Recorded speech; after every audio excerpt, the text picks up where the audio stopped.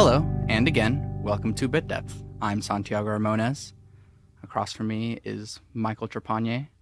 Of course, for starters, what do you do? I'm an audio engineer, and I also teach over here at ACM. Yeah. Yeah.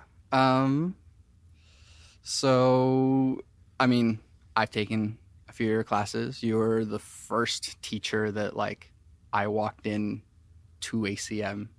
And, Was I? Yeah. That's awesome. Yeah. So, you were like a good introduction to what ACM is, I guess, for me. So then let's get a little bit of the background of what made you become an audio engineer.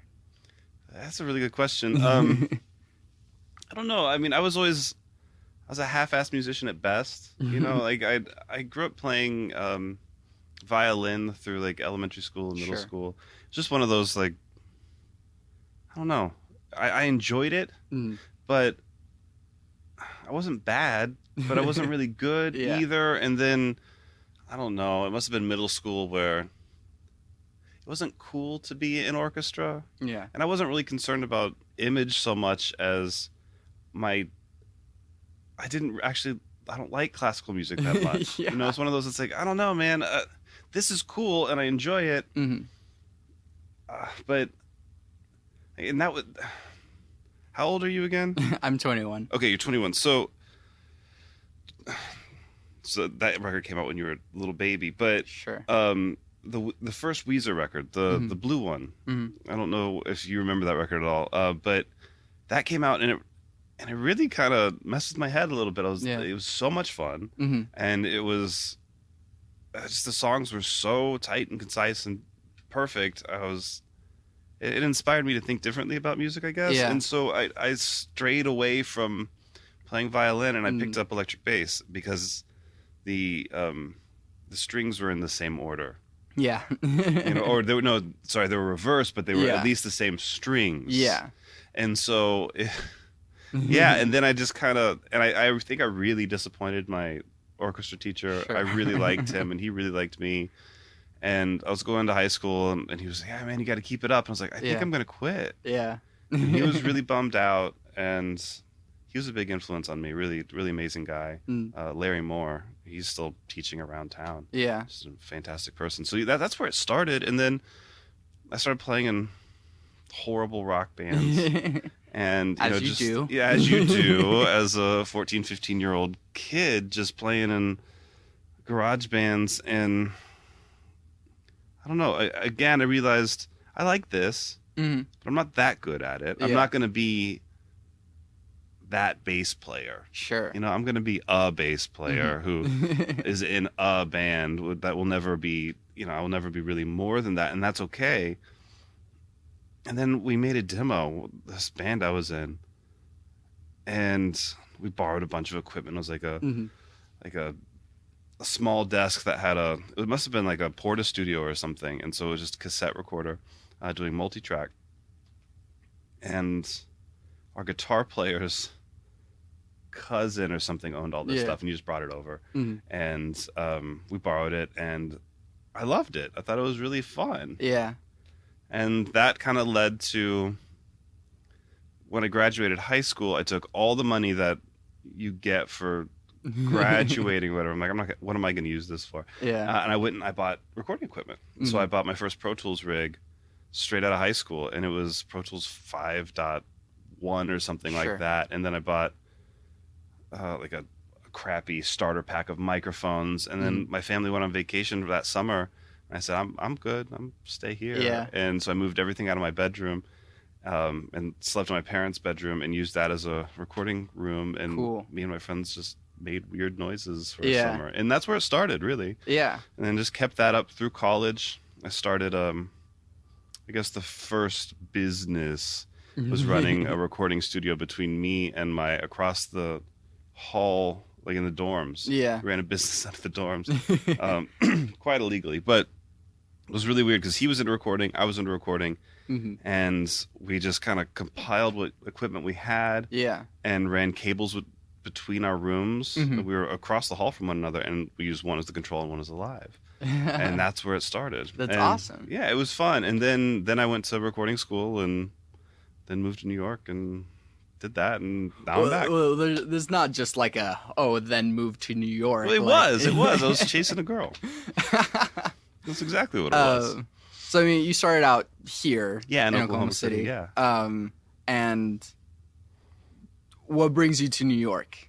a girl. Yeah. So when I went to Arizona for audio school, we were pretty. Me and this lady, we were pretty serious. It was one of those. It's like, I'm not going to ask you to come Yeah, to Arizona because that's not fair. But if you were to come, that would be really great. And if you just wanted to, because she was going to go to New York regardless, she was a dancer. sure. And I was like, if you want to just go to New York, go to New York. Hmm. You know, please don't wait on me. Yeah, I can meet you up in New York or whatever. And she's like, no, we'll go to Arizona. So we went to Arizona for 9-ish months, finished school, and then it was her turn. So she got to pick wherever she wanted to be. And Yeah. so then I followed her where she was going to go. yeah. And she picked New York, and she had some, maybe rephrase that, family, like family things, people Mm. she had grown up with her whole life who were there, and that helped smooth the transition. Yeah. So yeah, that's how I got to New York. But I mean, it allowed you to establish a career. Kinda, yeah. I mean, yeah, an established career. I don't know if it was ever an established career. You know, it's weird because you start off. I don't know. I started off with an internship at this place in New Jersey. Mm-hmm. It was Tony Bennett's studio, and his son ran it. And I got that right out of audio school. It was one of Yeah. those. I don't know. I wrote a letter to Tape Op, and it wasn't meant to be a letter to the editor. It was just like, hey, I'm leaving audio school. Yeah. I'm very serious about this, but I don't think personality-wise I would fit in a Ocean Way or those sorts of things. I was saying naively as a independent kind of like stupid shit, but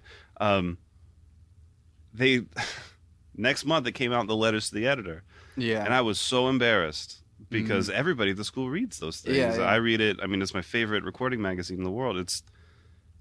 And so then everyone's like, ha ha ha, you know, you're making fun of me or whatever. But I got a call. I randomly got a call from, because my email was on there, and so they Yeah. followed up via email and then called me back. It was Bennett Studios, and so I was moving to New York anyways. It was supposedly a very short drive. You leave. Yeah, I was living in Queens, so you got to Queens all the way around New York City Yeah. into Inglewood, New Jersey. So it was like a 45-minute drive either way, Oh, plus geez. a ton of tolls, Yeah. as they do in the East Coast. So, and then yeah, I just interned there until I couldn't afford to intern there Yeah. anymore, and that's when I started studio managing and engineering out of a room in Astoria, Queens, which is really cool, called the Buddy Project, and then yeah, did that. That turned into, so I was managing that studio. I was working at a wine shop. I had like 4 jobs Yeah, at yeah. once, and then I was working for Philip Glass's record label at the same time. So, and the place that I always wanted to work, even before moving to New York, was a place called Looking Glass, which happened Yeah. to be Philip Glass's studio. And so it was really weird because I was searching for a job, you Yeah. know, and came across this kind of like label gig. But I say that as I was doing shipping. Let's just be honest about what it was. Like I was just packing CDs and helping manage inventory and things like that. And I go to interview for it, Yeah. and I walk into the Looking Glass. Yeah. And I had no idea. Yeah. And it was one of those just like, oh my God, I'm exactly where I've always wanted to be. And, met everybody, and they said, yeah, we could take you on as a part-time thing. And it worked out great. So I was doing that. And then they had to fire me because they just didn't have the budget to keep me anymore. So it's one of those like, we're going to have to, because they hired this other guy, Richard, who that was going to be his kind of forever gig. And he was the perfect guy to do it. Not just the managing of inventory, but artist relations, the whole thing. There's only 2 people running the label, and I was superfluous at best, you know. And when that happened, I'd become friends with the studio manager, one of my studio partner after the Looking Glass. Mm-hmm. That's where I met him, and lifelong friends. And so when I was being let go, I just walked over to the studio manager's office and I said, "Hey, Christian, you heard about the?" He said, "Yeah, yeah." I said, "I'm an engineer, though, Yeah. and this is where I've always wanted to be." And at that exact same time, my buddy Brian Bender, who was my studio partner, he went and started working for a different studio. Yeah. And he got a really cool opportunity, and so I just kind of slid right in underneath there and became Yeah. the Looking Glass guy, and kind of worked my way up from assistant all the way to the, I guess I don't know, maybe the lead studio guy. Sure. There were people who came in and worked with us often. We were just part of the family, Yeah. but they weren't employed by. So I was probably the Yeah. head engineer at that point for that place for a couple of years. And Well, what did you get to do through all that? then lots. I mean, outside of just meeting some of the greatest people, I feel like not that I'll ever meet, but that have affected me in Yeah. a way at a time, especially at that time, that will stick with me forever. You know, I mean Mm-hmm. the personal connections and the friendships are probably the most important part that I'll get out of that. Yeah. I mean, yeah, I got to work on some cool records, and Sure. and I will always be thankful for that, Yeah. and grateful, and what a learning experience. So yeah, I mean, for me, the big takeaway is the family that was created in that place. Yeah. And I mean, like I said, the records are cool, but Yeah. I'll always miss my Looking Glass family. So I mean, what separates? I mean, because you don't just like, yes, you worked your way up, but like you gain experience. Yeah. So what changes from going to like audio recording school and like actually working through and Yeah. working your way up?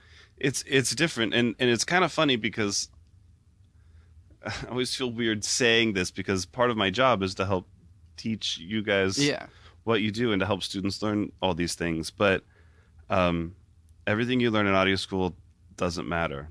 It just doesn't. Yeah. You know, because when you get in a room, it's not how well you know how to place a microphone, because you don't get to do that. Yeah. You know, it's not.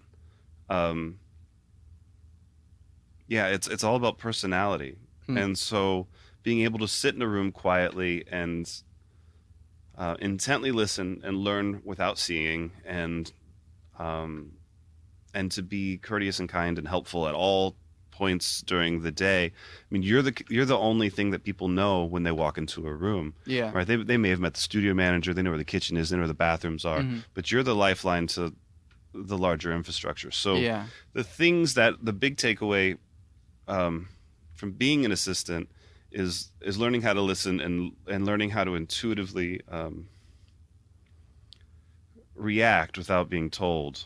You know, so I mean, I've said this, I don't know if I've said it to you in class, but Yeah. you get to the point where you can feel people's blood sugar levels. And that seems weird, but Yeah. especially if you work with somebody for long enough, Yeah. that I would know, this engineer I worked with forever, I would know when he needed to eat Yeah. 15 minutes before he needed to eat. And so it'd be one of those things that you would just show up with a menu and a cup of tea, and you know, I'm not hungry yet. I said, yeah, just go ahead and tell me what you might want, and I'll go ahead and get it ordered. And then by the time the blood sugar tanked and, Yeah. you know, and the emotions begin to be a thing, you're just like, and here's lunch. Yeah. And it's weird, and it seems silly,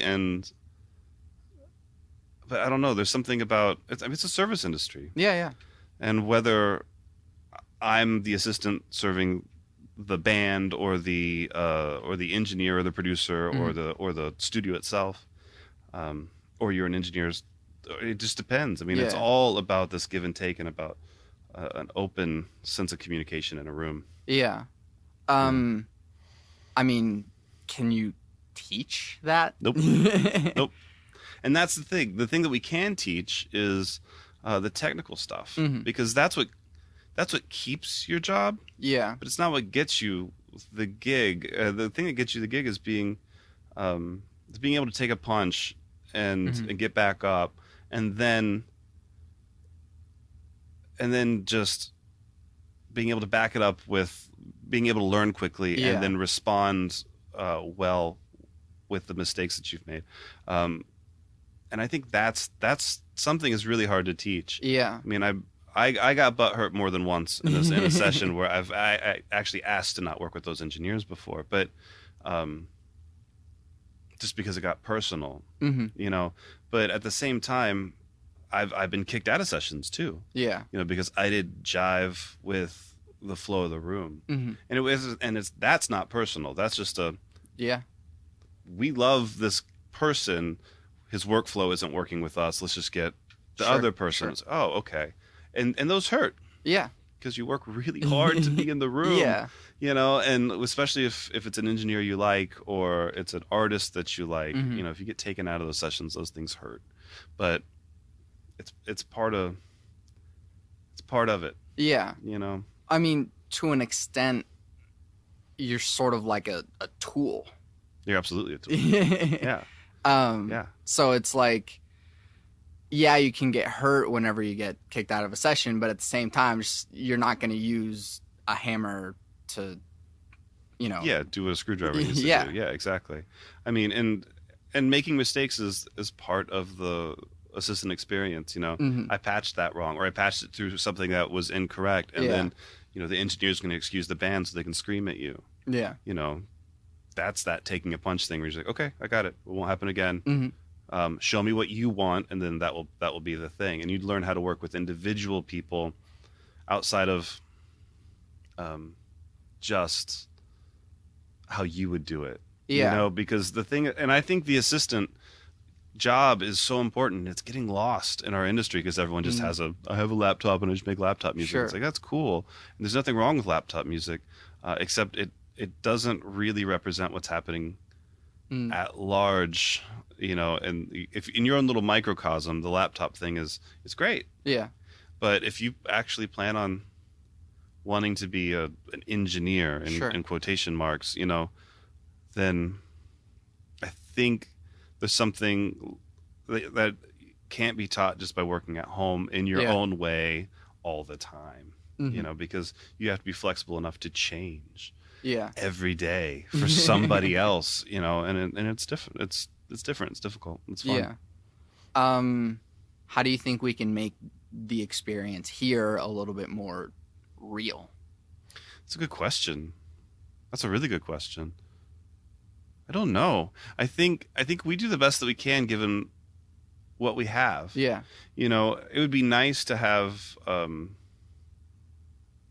for me, it'd be nice to have smaller classes that I could treat them more like assistant things. And like the Studio 4 that we're doing right now. Yeah. I try to treat it as much like that as possible when we can. But it's hard to, because I also like the idea of tell me what you don't know and let's try to work on that at the same time. That builds your confidence as somebody to walk into a room. So yeah, it's a really good question. I think it's something that recording schools will always have a issue with, because you can't really train somebody for you know, for completely unpredictable aspects of what the day's going to be. I mean, the best thing you can just tell them is to be prepared to not be prepared. Yeah. You know, I feel like that's it. And then being able to work really hard, you know, I don't know. That's people have no idea how much time and is really invested in sitting in a room and, you know, 100-hour week. And then all of a sudden, like, oh, we got to do this now. You know, it's just, it's so much work and so much focus that I think a lot of people weed themselves out in that way. Yeah. You know, and so what the school can do to help with that would maybe be just to make it more brutal. You know, but I don't know. Cool. Sorry. No, sleeping computers. Good. Yeah. They get tired. They do. Yeah. Well, I was gonna like transition back. Like what? So you leave New York and you come back here. Yeah. What brought you back here? I got I got really exhausted of New York. Yeah. That was the biggest thing. My wife had just, I guess we had just kind of got together, and she moved to New York, Hmm. and I don't know. I had started the Looking Glass had closed, Hmm. and we had all kind of dispersed. And me and my buddy Brian Bender started our own spot called the Mother Brain, Hmm. and it was in Sunset Park, Brooklyn. And uh, I was there long enough to see it open. It Yeah. was one of those where the money and time we put into doing it, for me mostly time, for him mostly money, but it Hmm. was, I don't know. I was really exhausted, Yeah. and my grandmother had died about, I don't know, a year earlier, Hmm. and I wasn't totally super close to her, but I started to feel the pull a Yeah. little bit, and that was a grandmother on my mom's side, and then my dad's side of the family, grandma got sick over there. She had Alzheimer's really bad, and I couldn't.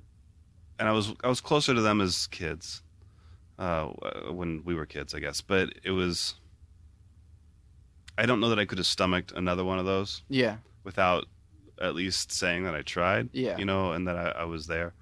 Um, so that was a pull. The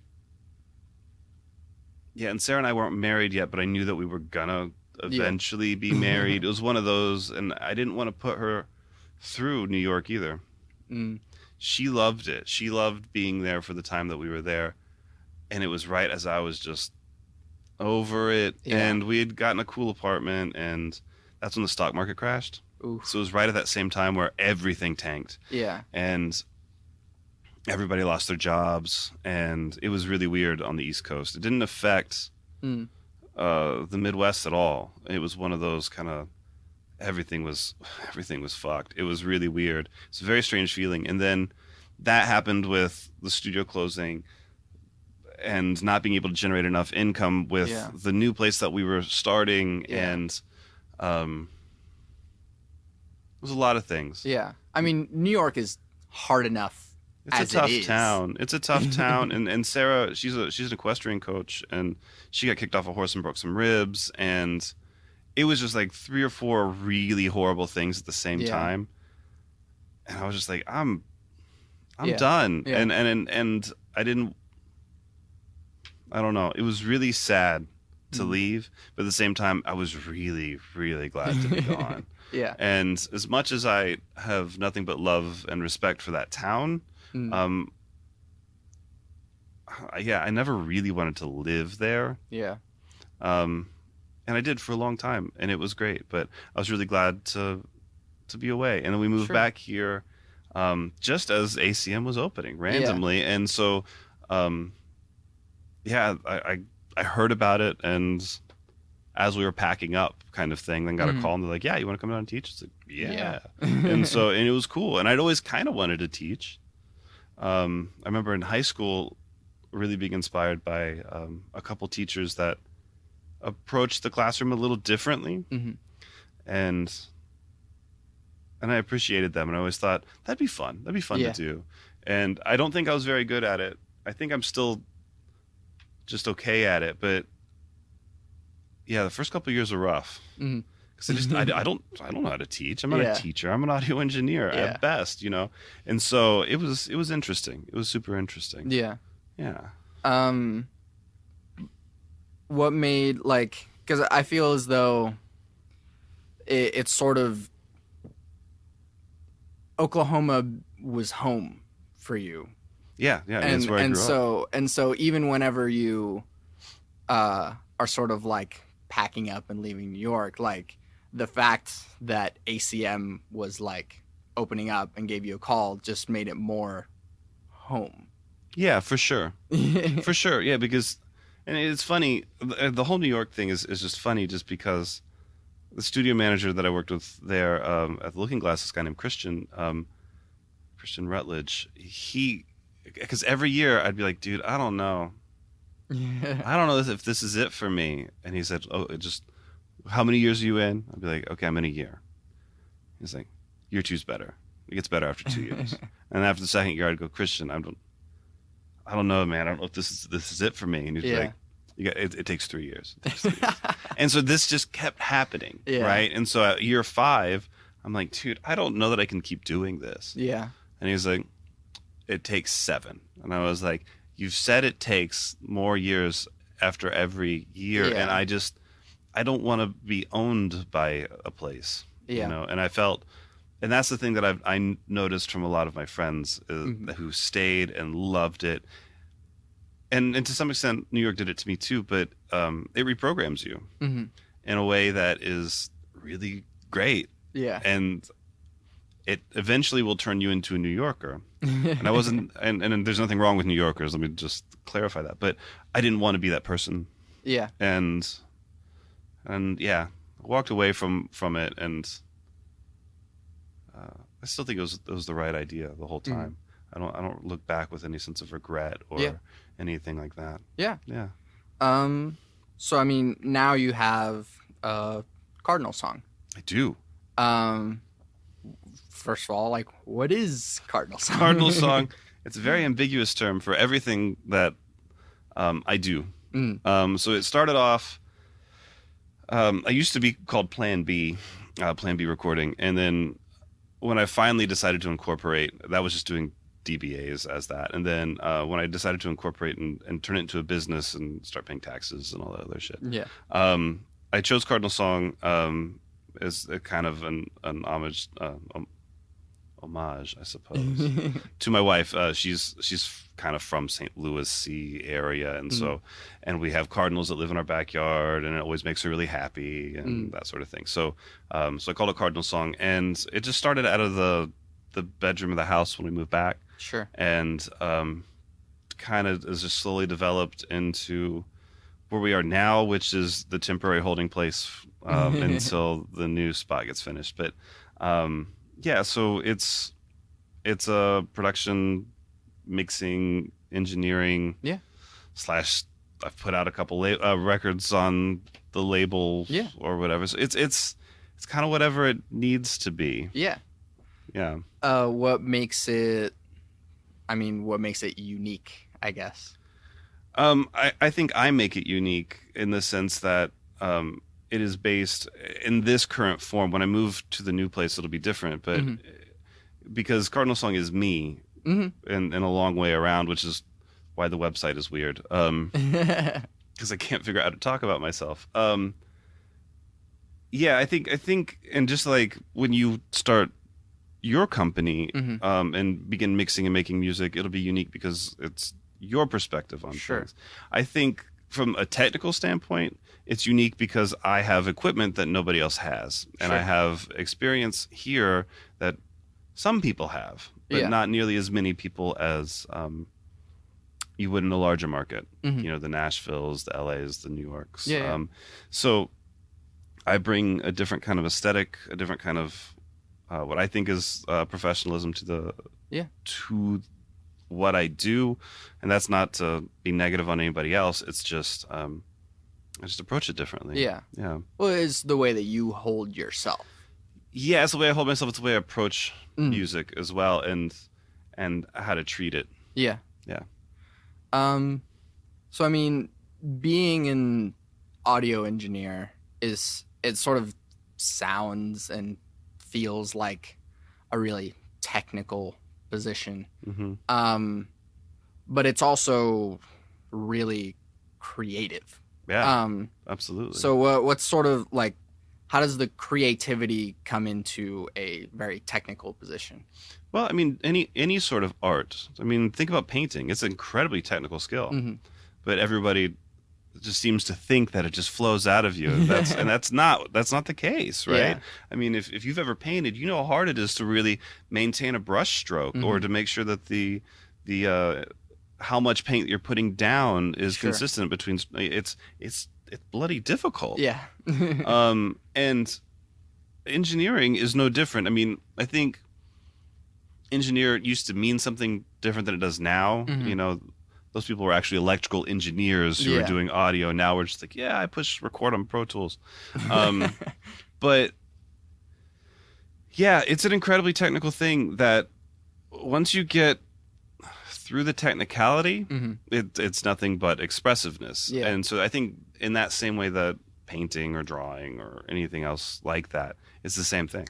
Yeah. You know, you get to a point of extreme technicality, and then the technicality just goes away because it becomes second nature. Yeah. In which case, then everything becomes jazz, and that's kind of exciting. Yeah. That's when things get really fun. So then what sort of becomes your favorite aspect of recording after all the technical stuff, after all of the years of Hmm. That's a good question. I think my favorite thing is hearing something unique Hmm. and being able to approach it in a way that isn't stock, Yeah. and being able to listen to it and react to it as opposed to trying to put your stamp or wrestle it into a place that is yours. Yeah. I think the most interesting thing is just letting the music or the sound tell you what to do. Yeah. Because if you're listening, if you're really listening, this job isn't hard, but you have to have the technicality and the creativity to flow with it at any given Yeah. moment. Yeah, because you just never know what it's going to give you. Yeah. Yeah, that's crazy. So then on the second half of Yes. this is Does this have to? yeah. So I mean, I always ask this question as vaguely as I can, which is just, what do you believe? And it's funny because I was thinking about that on the way here, because you had prefaced our conversation by saying, I usually ask, what do you believe? And I have been thinking about that for 2 weeks. I have absolutely no idea what I believe as a grand concept. Sure. I don't have any religious belief. Mhm. That's not something. That's something that escaped me at an early age. So I know you said you were pretty interested in moral philosophy. Yeah. And I enjoy moral philosophy as well. I'm not maybe as well versed in some of the readings, but I know it's a vague question, Yeah. but I don't know how to answer it because I'm not exactly sure what you mean. Yeah. Oh, well, at least for starters, God question mark? God question mark? No, for me. And I think, yeah, I don't have a belief in the higher being. I have no problem with the idea of a belief in a higher being, but it doesn't do it for me. Yeah. Yeah. Well, why is it like, or I guess, does it not make sense to you, or what is? Conceptually, I understand why people Yeah. enjoy that. Yeah. It does, but yeah, for me, it just I don't know. It makes sense as to why people would want or have an active belief in that. For me, it doesn't add up. Mm-hmm. When I really look at all the pieces of the puzzle, I don't see that. Sure. And maybe that's because I haven't seen all the pieces. Sure. I'm willing to admit if I'm wrong, but at the same time, at this point, it just doesn't. None of that even seems likely to me. Yeah. Yeah. And I mean, a lot of people would argue that, well, if there's no like thing that you're looking forward to or whatever, like, what's the point? What creates the meaning in your life? Life itself. I think people are always looking to answer something because it's larger than what they are. Mm-hmm. I enjoy feeling small. Mm-hmm. I'm okay with the idea of being, a drop in the bucket. Yeah. I mean, just to think about the scope of what we don't know Mm-hmm. about even our planet, much less the universe Yeah. or things around us. I mean, it I don't know. There's no, I don't know. There's no real I don't know. To me, I don't feel like there has to be a point. Yeah. I feel like the point is you're here now. Hmm. You know, what are you going to do with it? Yeah. And yeah, Then what makes life itself so special? I don't know. It's like a self-answering question because Yeah. life itself is special. Yeah. It's yeah, the life as we know it Hmm. is still an incredibly limited scope. I Hmm. mean, we're very specific types of instruments, and we can only see so many things. We can only hear so many things. So, Hmm. what is life? Hmm. That I mean, it's not. It certainly isn't what we know. Yeah. Life has to be larger than what we know all the time, Yeah. because again, we're only tuned to look at a very specific set of frequencies, a very specific set of light, a very Hmm. So I don't know that we as humans will ever know Mm. what the point of any of it is. Sure. Sure. Just I don't know. That's the best thing I can say is I don't ever really know, because I don't know that it can be known Yeah. right now. But that's good Yeah, because it's a it's stable awesome. position Yeah. because you won't be proven wrong. Well, it's not about not being proven wrong. Sure. I have no problem with being wrong. Yeah. I'm happily wrong all the time. But yeah, it certainly isn't from fear um of not knowing or fear of being proven wrong. It's just the simple fact that we are what we are, Mhm. and the idea of a grand designer or creator doesn't, given what we know about the world around us, the universe, Mhm. as far as we can see back in time, um, as far as I can tell, the grand creator is something that just happened. Um, you know, I don't know. How Yeah. about you? What is your take on that? I can answer that question on the next podcast, but Haha. this one's about you. So, Okay. um, at least what, like, to you, what makes life worth it? I mean, What are the things in your life that make you happy well, or we're sitting in a room meaningful? full Or, of yeah. them. You Yes. know, I mean, equipment doesn't really. I'm looking at compressors and EQs and mics and instruments and those are all great. Those are tools that help me be successful at what I do, which is why I get really excited to get up Yeah. in the morning. Um, my wife, my dogs, my family, all those Hmm. things. They're more important than even I think I know all the time. It's one of those you take it for granted, and um, but at the same time, yeah, it's the relationships you have, it's the people you know, Hmm.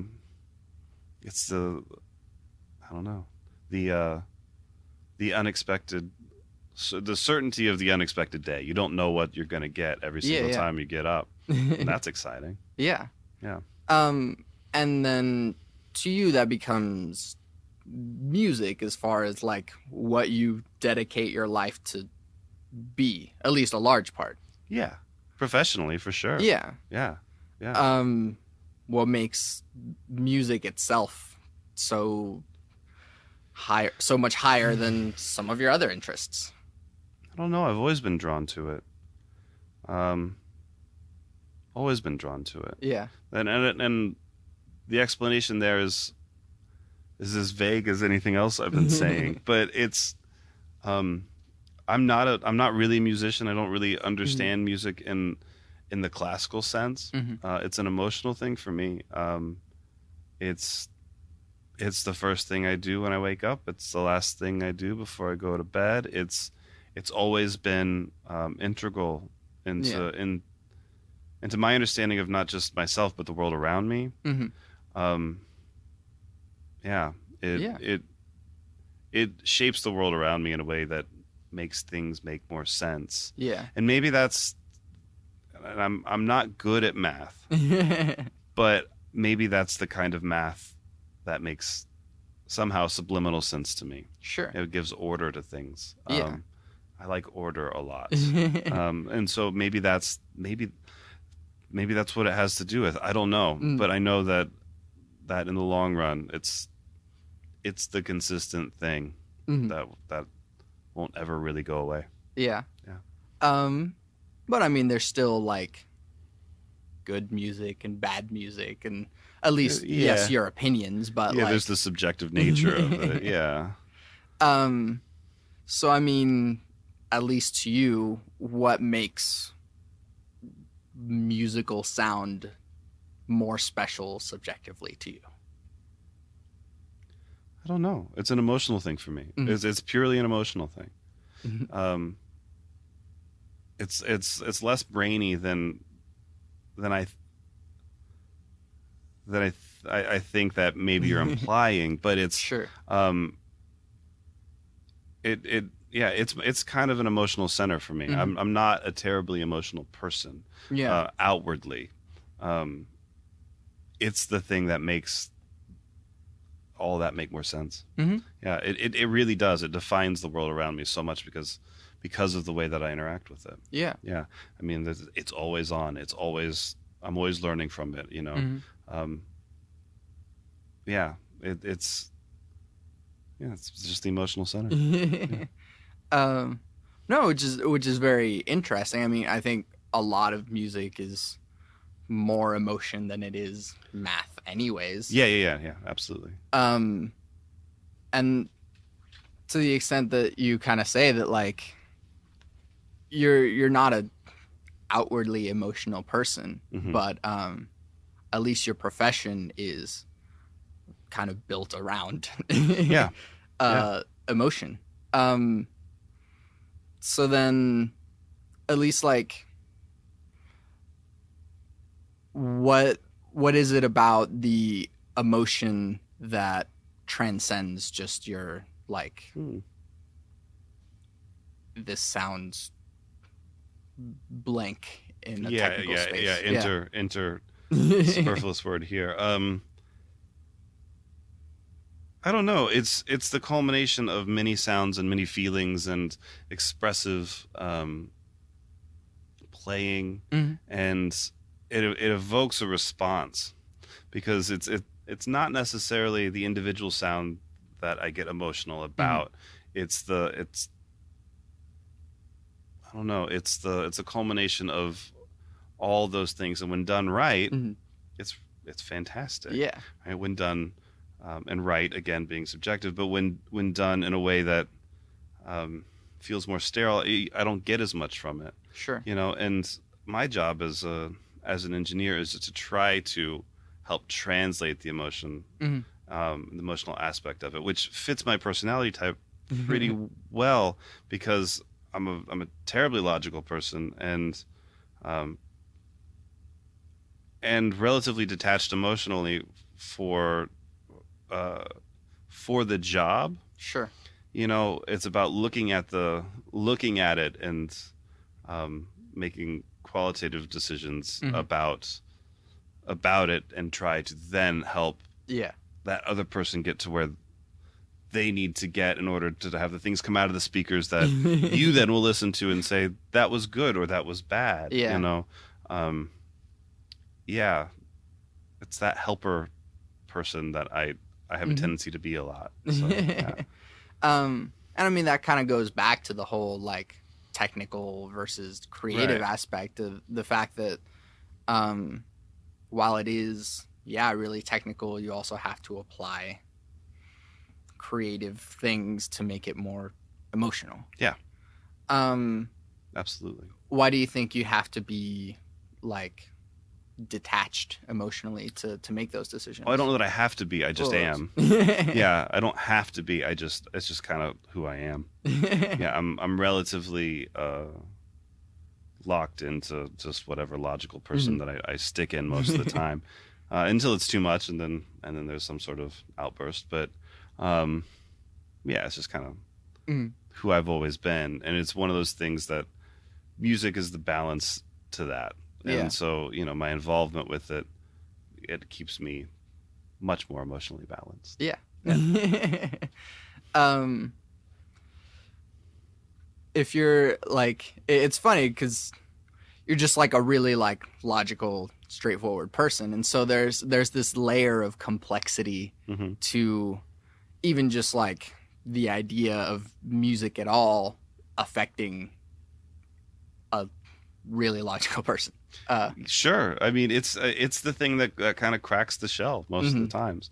It's just that I don't know. It's hard to explain because mhm. it's just fact for me. Yeah. You know, it's the thing that cuts through Hmm. where other things don't. What what makes music so special? Not even so much to you, but to everyone.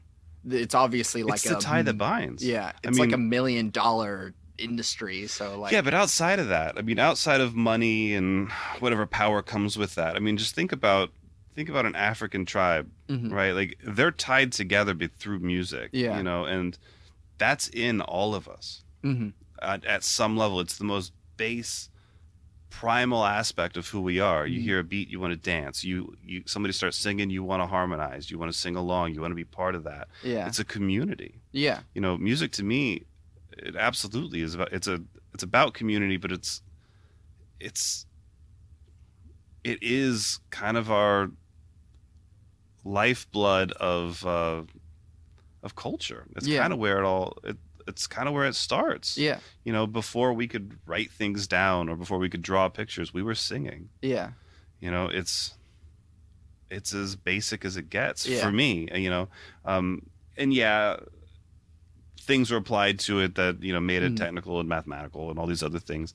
Um, a lot of that's just figured out from nature, though. You yeah, know, it's very simple. hmm, Yeah, for as complex as it is, yeah, it's it's it's very simple. yeah.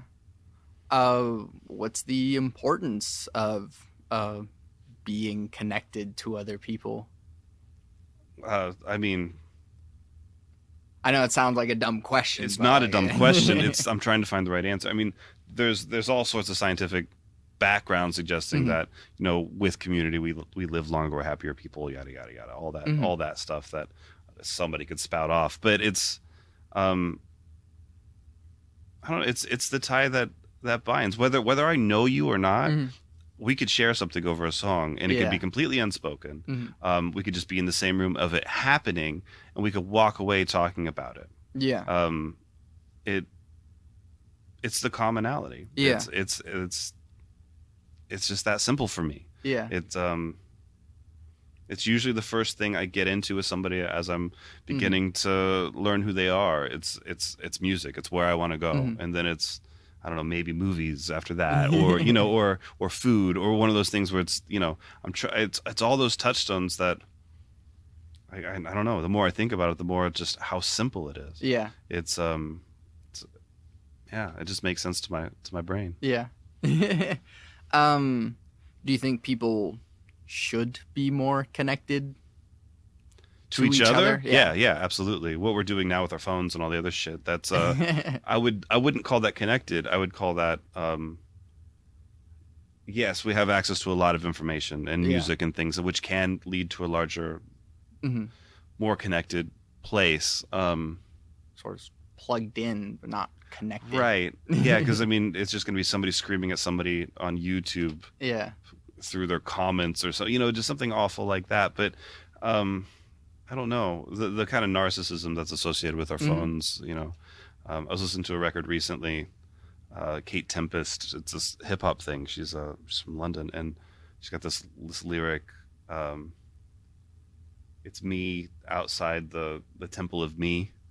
Just talking about how the phone and being connected to selfies Yeah. and that sort of thing, and that kind of struck a chord. But yeah, it's that same concept. Yeah, Hmm. it's the idea of our plugged inness. It is a little strange. I think that yeah, seeing live music, being involved with cultural things is Yeah. just instrumental into making a better society. Hmm. The more that I know about you, the less that someone's going to be willing to persecute or do Yeah. something terrible to you. It's Hmm. those sorts of things. The the larger scope we have of the things around us makes us better people, makes us Yeah. better communities in general. So Yeah. yeah, whether that's music or food or whatever, it's Exactly. all tied there. Yeah. On your website, you have a good old art above all else Yes, thing. What does that mean to you? create something individual, create something beautiful. Mhm. I want to be involved with that at Mhm. every level. Art above everything else. It's it's how I try to approach the things that I'm getting into. Mhm. It's how I hope people feel about the work that they're doing. Mhm. Um, yeah, that's kind of where that Yeah. tagline for me was. It was like I want to make art above everything else. Yeah. Which it doesn't always mean it's good, but it means that we're at least trying and we're Mhm. pushing, boundaries, trying to figure out what those things are. Yeah. Yeah.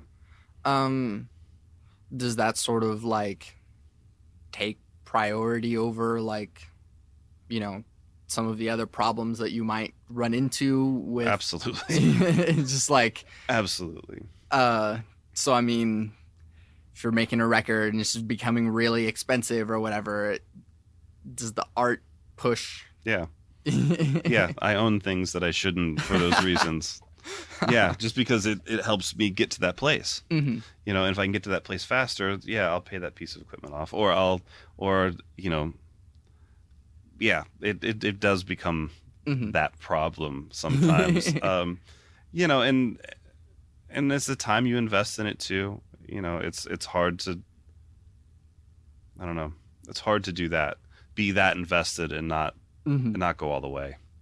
I think you kind of have to want to go all the way Mm-hmm. with anybody you're working with all the time. Yeah, yeah. And if that means, you never know what it means until you're working with that person. But, the openness to be able to get there. Yeah. I mean, and there's also like a difficulty in stepping back because there's one difficulty in like stretching out and going, hey, I have to get this other thing. But then do you have any problems like breaking down sort of your like assumptions about what a thing should be? Absolutely. But the more that you do it, the more that those things stop being part of the problem. Mm-hmm. And that's something I've noticed. The older I get, the less shitty I am about things. Mm-hmm. Like, oh, that band sucks. Well, does it? I don't know. Maybe I suck about thinking about that. But Mm-hmm. or guitars are supposed to sound this way. Well, maybe not. Yeah. Does that sound cool in the song? Yeah. Okay, then shut up. Yeah. It's great. If it is good, if it sounds good, it is good. Like I'm not gonna. I can't. Mm-hmm. Yeah. I can't stamp something just because it doesn't fit my Mm-hmm. definition of what is or isn't good. So being open enough to accept what you're hearing and try to make the best of what it is Mm-hmm. is very helpful. Now, I mean, I've also been given things that are just ruined, and it's like I can't do that. Yeah. There's different things, but if something is done artfully and thoughtfully, Yeah. I think there's a way to always manage that. Mm-hmm. Yeah. I feel that since artists have to sort of like put their stuff out there in a way that makes them really vulnerable, Mm-hmm. do you feel that yourself being an engineer that whenever you work on something, are you as vulnerable as No. the artist? No, I can't be. I don't Yeah. think that's fair. Mm. I think that their job is to be vulnerable. My job is to help them be vulnerable. Mm. So I have been vulnerable in those situations, but considerably less so than anybody else. And it's that, like, you want to try this? Let's try this. Mm. If it bombs, I may have put a lot of stock into it, but that's okay. It didn't work. Mm.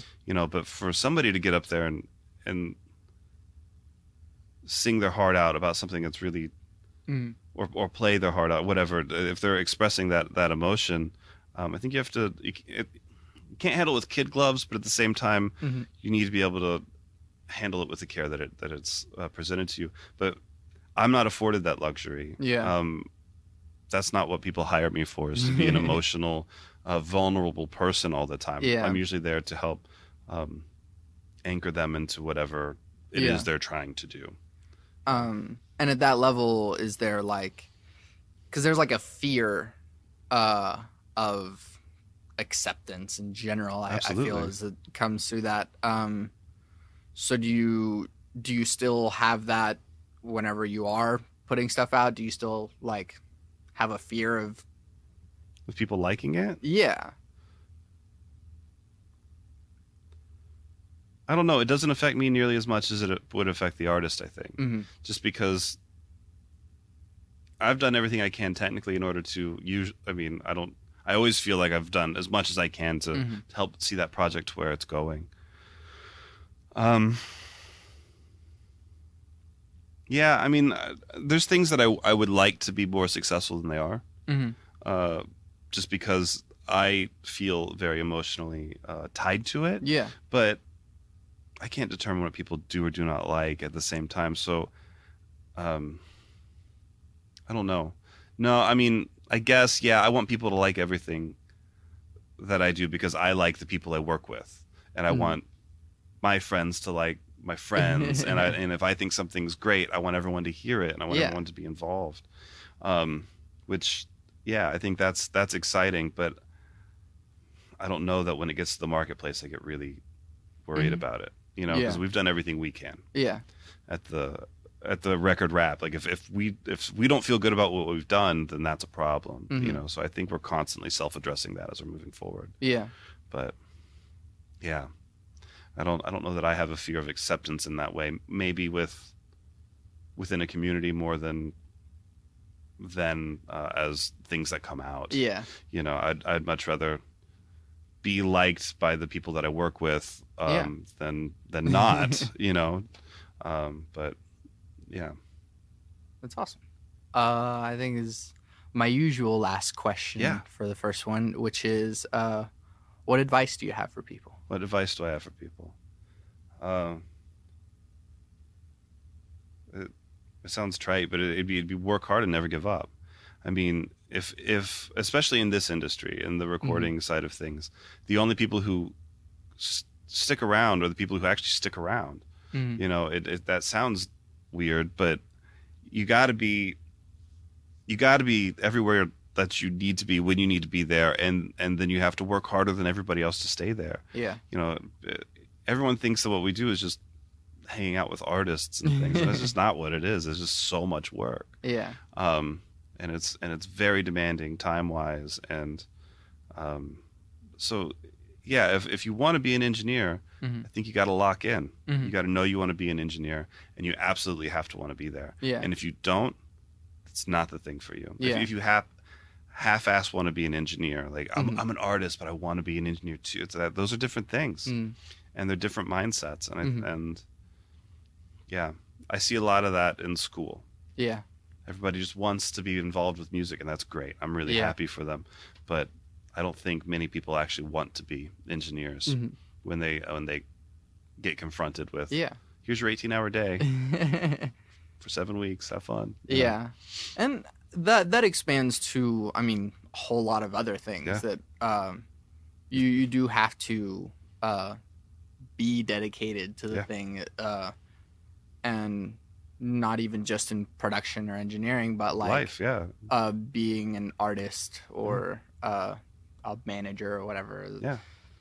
You got to want to be where you are. I Mhm. mean, it's it's just a lot of intent. I think you got to move with intent. You got to say what you mean what you say. Mhm. Back that up in the way that you do things. Yeah. You know, and I don't know that people aren't doing that, but yeah, that's the thing for me that has always defined by meeting people, whether I know they're going to continue to do it or not. Mm-hmm. Yeah. Yeah. Michael, thank you for thank doing you. this. This is a ton of fun. Where can we find all your stuff? All my stuff, probably the easiest place is off the website, and it's just Mhm. michaeltrepagnier.com, and then you know, look out for the cool bands that we're working with. Yeah. So it's fun. Yeah. And for the people who don't know how to spell that, Trepagnier. yeah. I feel like every like first semester student that I hear is like, oh, I have that class with Michael Yeah, to like it's all right. Trepagnier. Yeah, it's funny. It's definitely funny. But yeah, and I'm Santiago Ramones.